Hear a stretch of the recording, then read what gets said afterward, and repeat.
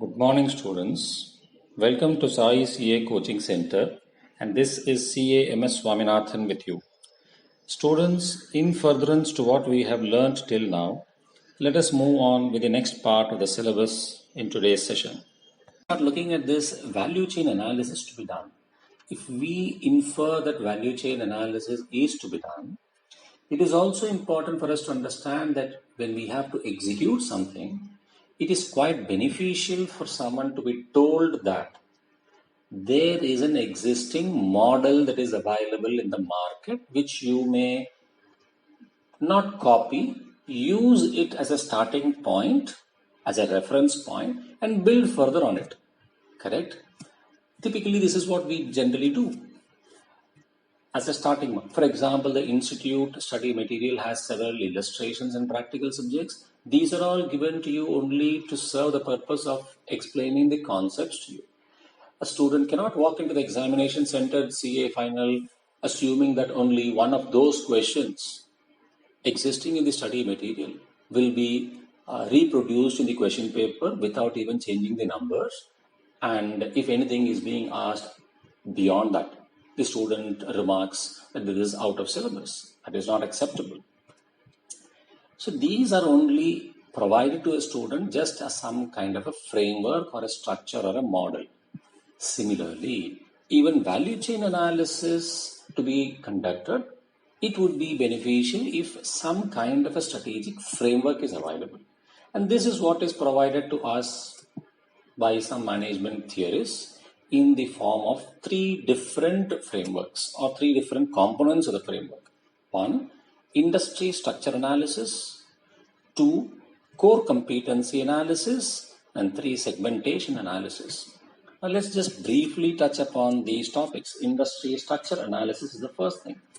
Now when we talk about an industry, right from the 11th standard in economics we've studied, industry is nothing but a collection of several firms. And here we are looking at the strategic cost management from the perspective of the firm, which is part of an industry. For example, industry could be software industry. You take TCS, Tata Consultancy Services, Infosys, Wipro, all these, Cognizant, all these are individual firms which are representing a collection of 4 firms and hundreds of other firms which constitute or represent the software industry.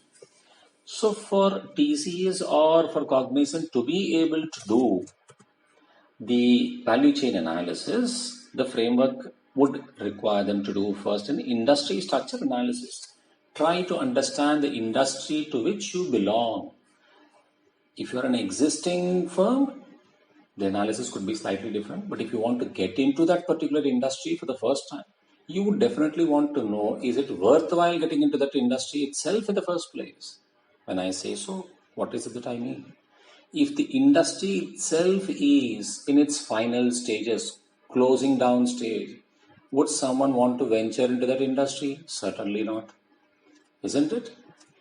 Whereas if there is an industry which is lively and hoping to grow into the future, has a lot of potential to grow in the future, certainly entrepreneurs would be wanting to get into that particular line of business. So to be able to do the industry structure analysis, we appreciate that again, we could use Michael Porter's 5 forces model, which can help us understand the external environment, the industry position, where there are 5 different inputs that are used by Michael Porter broadly under the following names. 1, the extent of rivalry among the existing competitors. Or if we may start with bargaining power of buyers. The first thing is bargaining power of suppliers. Now, we understand in economics that price is determined by market demand and supply. If the suppliers have a bargaining power, would it not automatically imply that they can dictate terms to the buyers? Which means buyers would be made to pay more than what the price of the product actually should be. So this is not an advisable position to be had. Similarly, if you would have bargaining power of suppliers,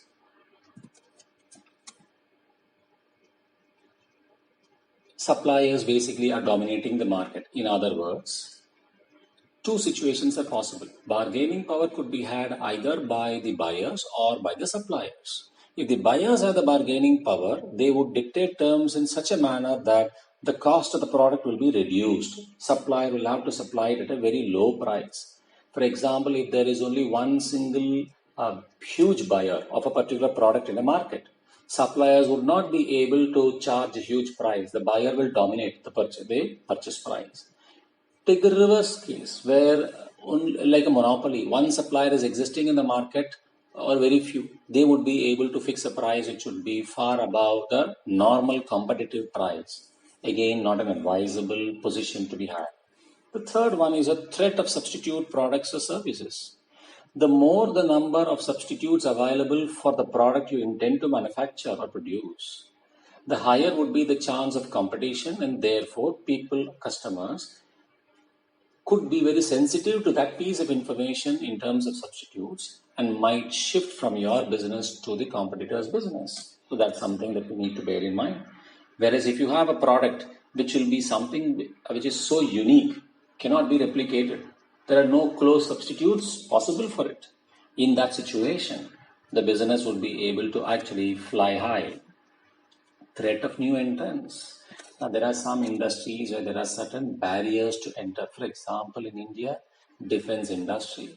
Private people cannot get, you can't expect a Reliance or a Tata to get into defense and say we would provide defense services to the country. So there are certain areas, certain industries where there are barriers to entry. In such kind of industries where the barriers are high, for example, again, another example, some industries might require huge capital investment. For example, aviation sector. Now, aviation sector involving huge capital investment, not anyone and everyone would be able to pitch in and say, I would like to start an aviation business. It's not a joke. It requires a lot of resources, a lot of net worth. Telecommunication industry would require huge capital investment to buy spectrums and all. We should be able to generate that much of net worth. So such things also help us understand the industry perspective a little better. And another point, which is the last point, intensity of competition or rivalry amongst the firms. The more the number of firms existing in a particular industry which you want to enter, it clearly is a signal indicating higher will be the level of competition. One might face cutthroat competition. Whereas if there is an industry where there are only a few players, the chances of being able to generate supernormal profits or so could be existing.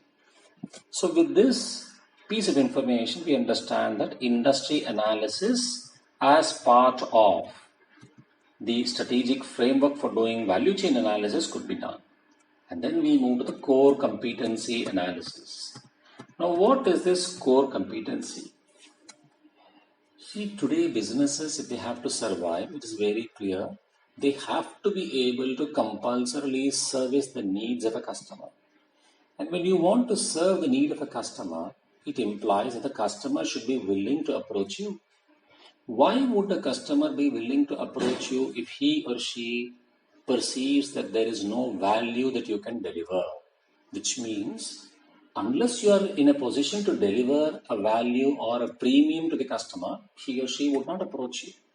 And if you must be in a position to deliver value to the customer, it means you must be having something which is unique, or you must be able to perform something differently compared to your competitors, which makes the customer feel that they are attracted to you. Now, when I say you should be able to do something differently, or you must be able to add some value which makes your product unique, or it makes the cost of a product the cheapest in the market without compromising on quality, it clearly indicates that this is not possible unless the organization possesses something which is a core competency, something which the organization possesses as its, let's say, a unique asset. Could be tangible, could be intangible, whatever be it. Maybe intellectual property rights or whatever be it. Better research and development personnel, and therefore excellent R&D facilities existing. Such kind of competencies which serve as core competencies. Only if an organization possesses that will it be able to deliver that kind of value. And when it is able to deliver that value, it is able to do so because this core competency helps the organization achieve a competitive advantage. It's very important for an organization to be able to provide, to be able to know that it is in a position to have a competitive advantage compared to its competitors. And this competitive advantage, which makes it enjoy higher sales volume, etc., attract more customers, must also be something which is sustainable into the future. Imagine if your competitive advantage is something which will disappear in just about a month. What is the use? There is no use of it.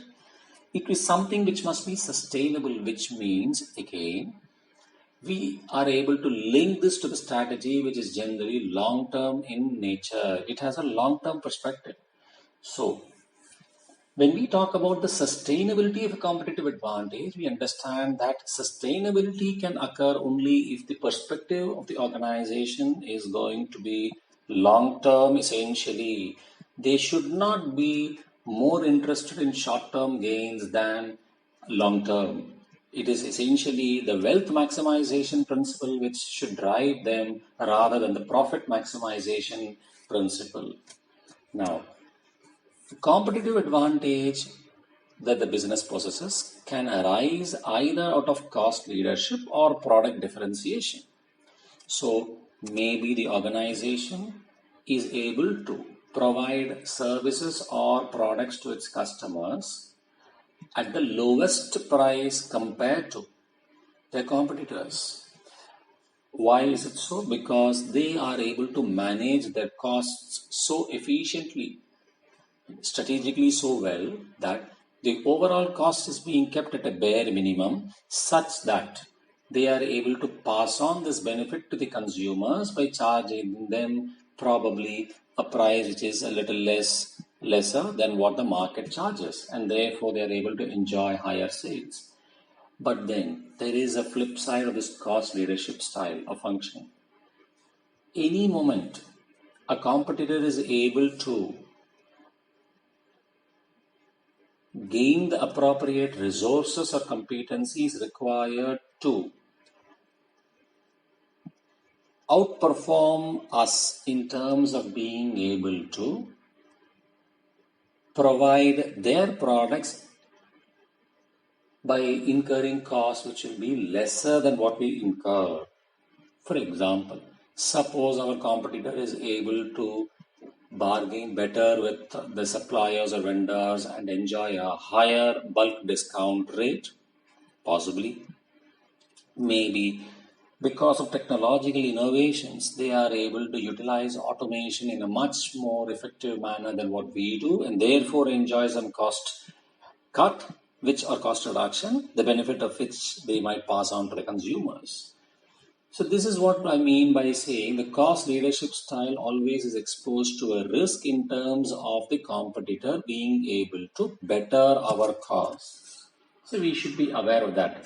In other words, implying that continuously we should be focusing on continuous improvements to be able to challenge our own standards that we have set in the past and improve further upon it.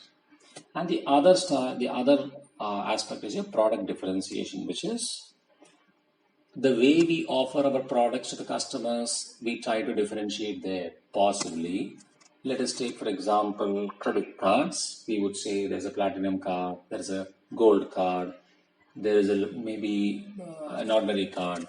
Each one has a different type of feature attached to it. The platinum cards will be given extra benefits compared to a gold card, and so on and so forth. So how do we differentiate?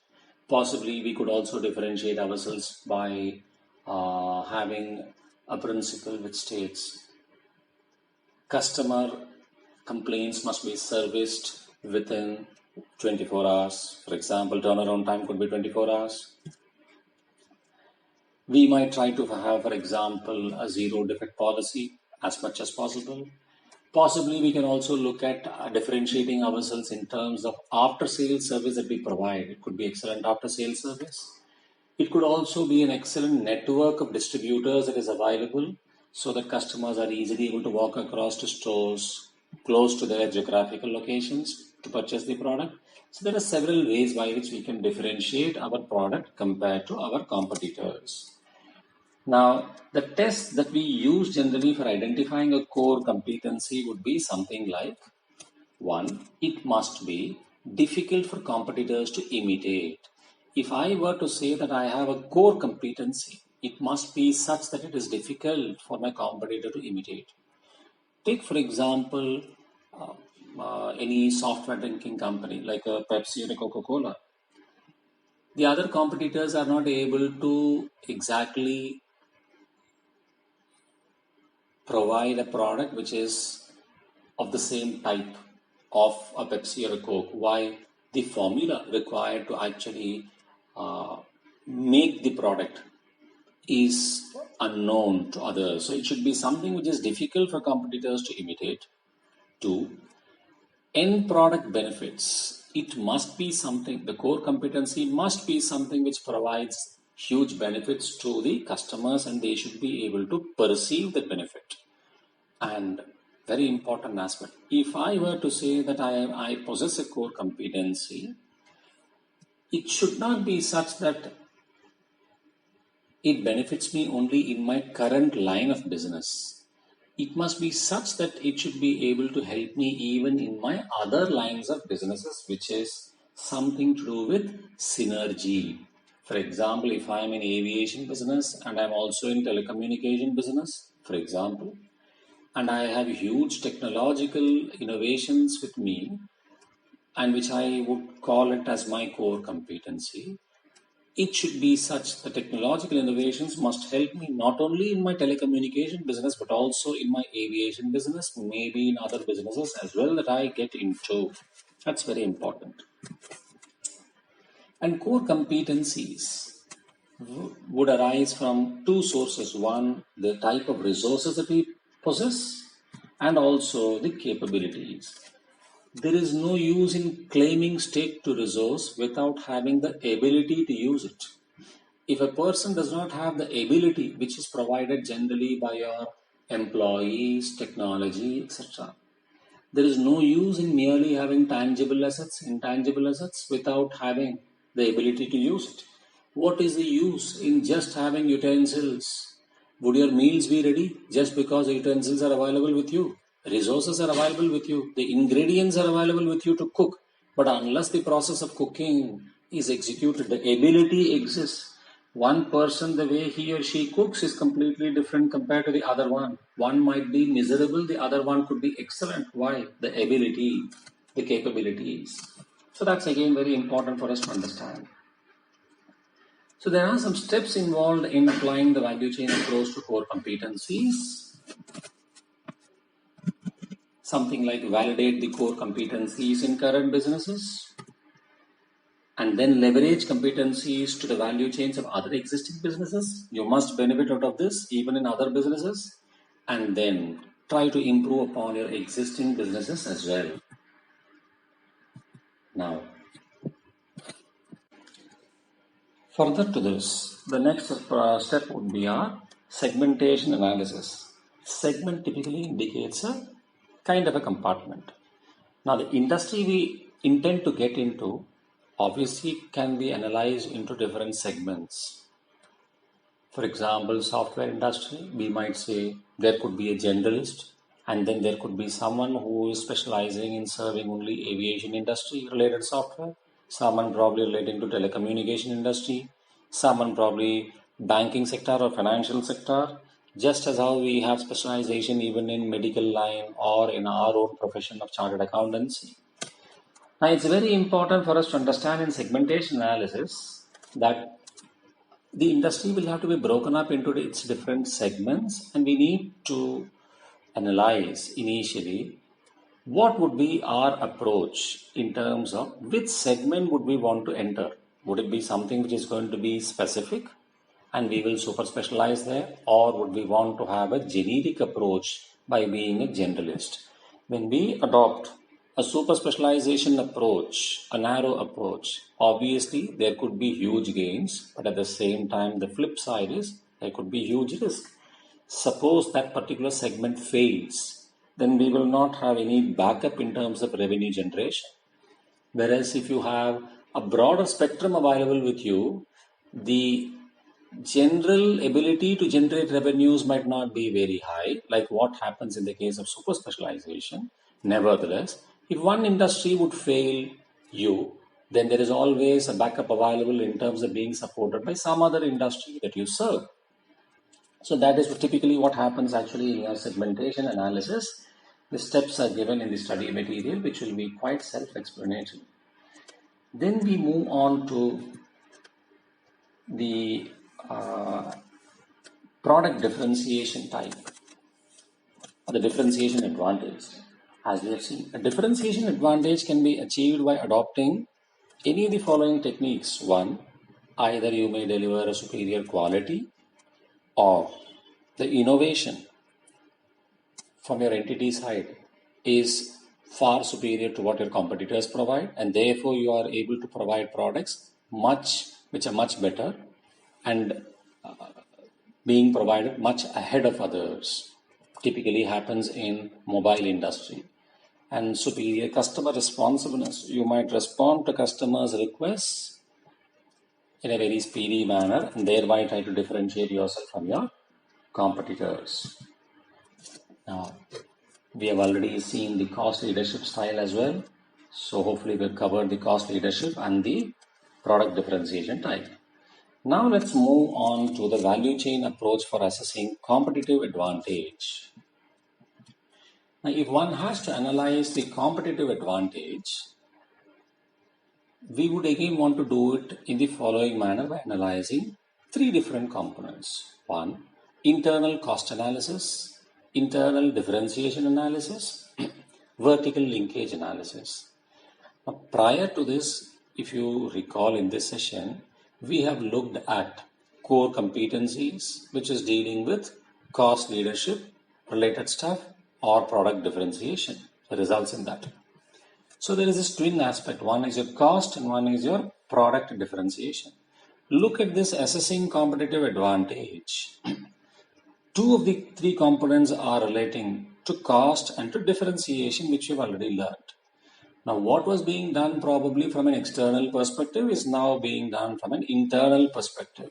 Again, we would like to analyze end to end the various steps involved in the processing activity, right from sourcing the materials, raw materials, to delivering the final product to the consumer.